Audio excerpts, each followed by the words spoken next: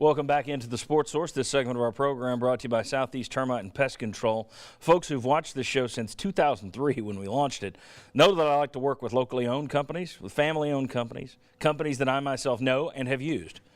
So obviously, I am a big fan of locally owned, family-owned Southeast Termite and Pest Control, who I use.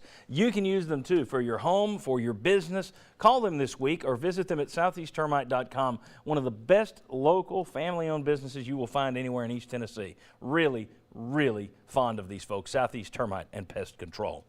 All right, we are going to walk through Tennessee's defense next. Going to talk some more hoops. Going to compare Butch Jones to the Falcons' Dan Quinn a little bit, and then later we'll talk about America's #1 bandwagon fan. So cool stuff coming up. Cool, and locally, you'll have interest. I saw it on Twitter. I know there's interest. But let's go over to the Benedict Construction big board right now and take a look. This is the 2 deep and a 3 deep in a couple of places for Tennessee's offense going into the season. Now, this is projections, obviously.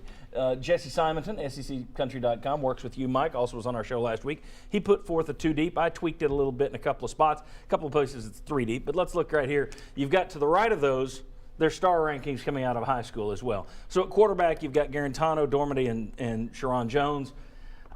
Probably going to come down to Garantano or Dormady. My guess is Garantano because he's got the legs as well, and everyone I've talked to over there thinks he can be a real program builder of a player. You see their running back. I put Ty Chandler in the list too because if he's all he's cracked up to be, and you always need 3 backs in the SEC, I think he'll be in there. You see on down through the list, and we can talk about it wherever we want, but I went through the average star ranking right there for that offensive bunch, for that crew, is 3.6, okay? And you had 2 5-stars out of those players, 2 5-stars. Georgia, which is likely going to be your SEC East favorite this year, they averaged a 3.8 on offense, but they had 5 5-stars on offense. Now, 2 of them are quarterbacks. They can't get on the field at the same time unless they're getting tricky. But thoughts on that offensive unit, and you all have them in front of you so you can look there as well, but thoughts on the offensive unit, looking at it on paper, is that enough talent to to match where you were last year or no? I don't think so, and I tell you what, I see the stars and I understand that. The thing I'm looking at is how many returning starts do you have in this bunch? Your offensive line has got a lot, but when you add up your returning starts for the season from last year out of what, 13, you got 0 at quarterback, correct? And running back, you've got like what, 5 maybe? So I think that the experience is going to be just as important, if not more so, than the star factor there. I'm going to go exactly the opposite way. I look at it on paper. It makes me feel better than I did not looking at it on paper and just running through it in my mind. I actually think that Tennessee's offense, so much of what your offense does comes down to your offensive line. You do have a lot of starts coming back to your offensive line. Not necessarily good starts. Well, not necessarily good starts, but you also got to remember, take a player like Coleman Thomas last year who played the entire season hurt. Yeah.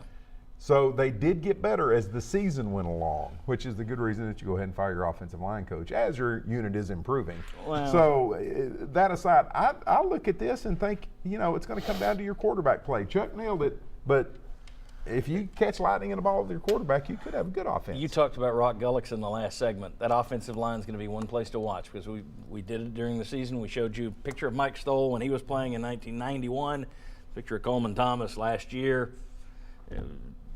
David Goliath. So we'll see how big these guys get. Quick thoughts on the offense, Mike. I look at the receivers. I see Jawan Jennings, and then I kind of like everybody else. Well, we know Josh Smith, but yeah. And my thought is that there's several guys in this signing class that just came in that I would project them as second team. Ty Chandler's one of them. Yeah.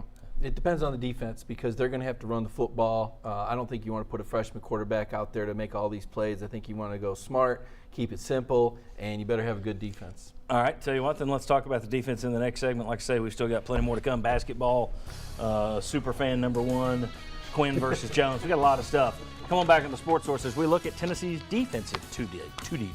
Depth chart, 2 depth, whatever. We'll look at it.